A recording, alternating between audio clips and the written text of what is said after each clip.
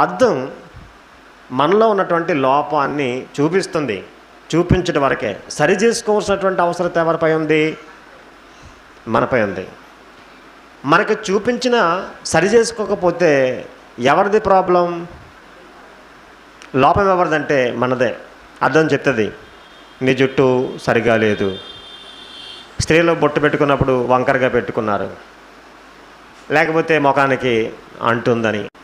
అంటే ఆటోమేటిక్గా మనకు తెలియకుండానే కొన్ని మన యొక్క శరీరానికి అంటేటువంటి వాటిని చూసుకుని వాటిని శుభ్రపరుచుకుంటూ ఉంటాం. ఇది మనకు తెలుసు. కానీ బైబిల్ కూడా అర్థం అని చెప్పడం జరిగింది.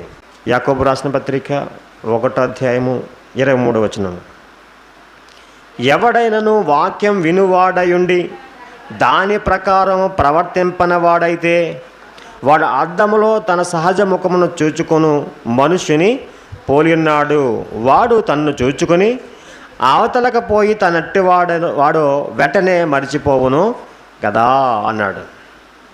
భావం ఏమిటి అని ఆలోచన చేస్తే, ఒకవేళ వాక్యం విన్నాం, ఈరోజు వాక్యం విన్న తర్వాత మన బుర్రలోకి వెళ్ళిపోయింది. సహజంగా మనుషుల్లో ఎలా ఉంటుందంటే, కొందరు మాట్లాడుతుంటే వెంటనే ఈరోజు నుంచి ఆచరించాలనేటువంటి ఆలోచన మనిషికి వస్తూ ఉంటుంది. కొందరు మాట్లాడుతుంటే ఏదో ఒక రకమైనటువంటి ఉత్తేజం వచ్చేసి వెంటనే ఈరోజు నుంచే ప్రారంభించాలనుకుంటారు అన్నమాట. అవునా? కానీ మన జీవితంలో ఎలా ఉంటుందంటే, అనుకుంటాం కానీ దాన్ని కొనసాగించలేము. అవతలకు పోయి మర్చిపోవటం అంటే అదే. మన లోపం చూపించింది బైబిల్, ఈ అర్థం. కానీ దాన్ని సరి చేసుకోవడానికి అవతలకు పోయి మర్చిపోయాం. మరి మన సహజ ముఖాన్ని చూసుకున్నప్పుడు మర్చిపోతామా? అబ్బో, మన ఎదుటి వ్యక్తికి మనం ఎలా కనిపిస్తామో అని ఆలోచన చేసి పౌడర్ అద్ది కోటింగ్ కొట్టి ఎన్నో, ఇప్పుడు కాస్మెటిక్స్ ఎన్నో రకాలు ఉన్నాయి, కలర్స్ కూడా ఉన్నాయి. ముఖం మీద ఒక లేయర్ బ్లీచింగ్ అంటాడు. అంటే బొగ్గల దగ్గర, ఇక్కడ ముక్కు దగ్గర ఎర్రగా కనిపిస్తుంటారు కొంతమంది లేడీస్. వివాహాలు లేకపోతే ఏదైనా ప్రత్యేకమైన కార్యక్రమాలు వాళ్ళు కనిపిస్తూ ఉంటారు. అంటే అలా ఎర్రగా కనిపించాలి, లేకపోతే మెరుపు వచ్చేయాలి, ఇటువంటి ఆలోచన చేస్తూ ఉంటారు. అస్తమాన ఆ పర్సులో నుంచి అద్దం తీసుకురా చూసుకుంటుంటారు. ఎందుకు? ఎదుటి వ్యక్తికి నేను ఎలా కనిపించాలనుకుంటారంటే అందంగా కనిపించాలనుకుంటారు. మరి ఈ అద్దం దేవునిది, దేవుని అద్దం ఇది. ఏది? దేవుని యొక్క వాక్యం అనేది. దీనిలో మన యొక్క సహజ ముఖాన్ని చూసుకుంటూ ఆ దేవునికి అందంగా కనిపించాలనుకుంటున్నారా మీరు? ఆ దేవునికి నేను శుభ్రంగా పవిత్రంగా ఉండాలని అనుకుంటున్నారా అంటే ఈరోజు సమాజంలో ఎవరు అనుకోవట్లేదండి. అలా చూస్తున్నారు, ఈరోజు వింటారు, అలా ప్రక్కకి వెళ్ళి మర్చిపోతారు. నిజమే, ఇటువంటి ఆలోచనలు ఈరోజు సమాజంలో ఉంది. ఒకరోజు నేను పాఠం పిల్లలకు చెప్తున్నటువంటి సమయంలో ఒక లెసన్ ఉండేది. ఆ లెసన్ పేరు ఏంటంటే కోతి ఉపవాసం. ఏంటంటే కోతి ఉపవాసం అంట. మరి ఎందుకు పెట్టాడు నాకు తెలియదు, మనకే బోధ కలిగించడానికి పెట్టాడు తెలియదు. కానీ ఆ రోజు పిల్లలకి ఆ పాఠాన్ని పెట్టాడు. పిల్లలకి చిన్నప్పటి నుంచి సమాజంలో ఒక చక్కని విలువలు నేర్పించడానికి ఉపాధ్యాయులు ఏం చేస్తారు? పాఠ్యాంశాలు తయారు చేస్తారు. ఒక స్వామీజీ మాట్లాడుతున్నాడంట, కోతి విన్నదట. మనుషులు వినరు కదా, కోతిని పెట్టాడు ఆయన. ఏమి విన్నదంటే, ఆయన స్వామీజీ ఉపవాసం గురించి చెప్పాడట. ఏమైనా సరే నేను ఉపవాసం చేయాలనుకున్నదంట. ఏది? కోతి. ఆలోచన చేసింది, విన్నది, వెంటనే మనసులోకి వచ్చిందట.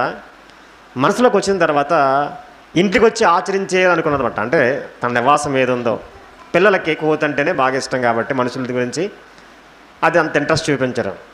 జంతువులు, పిట్టల్లో లేకపోతే ఏది చూపించాలి. ఆ రచయిత మరి రాసినటువంటి దాన్ని బట్టి చెప్తున్నాను. అప్పుడు ఏం చేసిందంట, సరే ఉపవాసం చేయాలని నిర్ణయించుకుందంట. తక్కువ ఆలోచన వచ్చిందంట. ఏంటి? అయ్యో, నేను ఉపవాసం చేసి నీరసపోతే మళ్ళీ చెట్టు ఎక్కగలనా అని ఆలోచన వచ్చిందంట. ఇప్పుడు ఏం చేసిందంట, వెంటనే ఉపవాసానికి ముందు చెట్టు మీదకి అక్కడికి ఇక్కడికి వెళ్ళి కొన్ని ఫలాలు తెచ్చుకుని ప్రక్కన పెట్టుకుందట. అదవుతుందా? ప్రక్కన పెట్టుకున్న తర్వాత సరే మళ్ళీ ప్రారంభించుదామని మళ్ళీ ఆలోచన చేసరికి ఒకవేళ నీరసపోయి ఆ పండు తీసుకుని తినకపోతే తినలేకపోతే అనుకున్నదట. ఏమనుకుందంట? తినలేకపోతే సరే మనం ఉపవాసం చేస్తాం కాబట్టి నోట్లో పెట్టుకుని చేద్దాం అనుకున్నదట. ఏమనుకున్నది? నోట్లో పెట్టుకుని చేద్దాం అనుకుందంట. నోట్లో పెట్టుకుందంట. నోట్లో పెట్టుకున్న తర్వాత మళ్ళీ కొంచెం తక్కువ ఆలోచించిందట. ఒకవేళ మింగలేకపోతే అనుకుందంట. సరే ఎలా ఉందో? అంటే ఫ్యూచర్ ఆలోచించేసింది. చూసారా? మన జీవితాలు కూడా ఇలాగే ఉంటాయి. విన్న వెంటనే ఈరోజు ఏమైనా సరే అనుకుంటాం. గద్దించేశారు, లేకపోతే ఈరోజు బాగుంది, వాక్యం బాగుంది, ఇలా చేయాలని ఆచరణ పెట్టాలని అనుకుంటాం. కానీ మన జీవితంలో అది కొంచెం మన ఇంటికి వెళ్ళిన తర్వాత మనకున్నటువంటి పరిస్థితులను బట్టి వాక్యాన్నే మర్చిపోతాం. చెయ్యాలనుకున్నది మర్చిపోతాం. చివరికి మరలా ఎప్పుడు పాత పద్ధతే అంటే మనం విన్నటువంటిది ఈ వాక్యమైన అర్థములో సరి చేసుకోవాల్సినటువంటి విషయాలు ఏతున్నాయో ఇక్కడ నేర్చుకుని అసలు మన జీవితంలో సరి చేసుకోవాలి.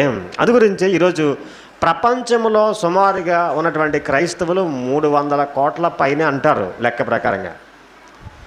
క్రైస్తవులు లెక్క అయితే ఉంది, కానీ క్రైస్తవుడిగా జీవించేవారు ఎంతమంది ఉంటారు అని ఆలోచన చేస్తే ఎక్కడ లేరండి. ఏ సంఘంలో లేరు. కనుక ఆలోచించేయండి.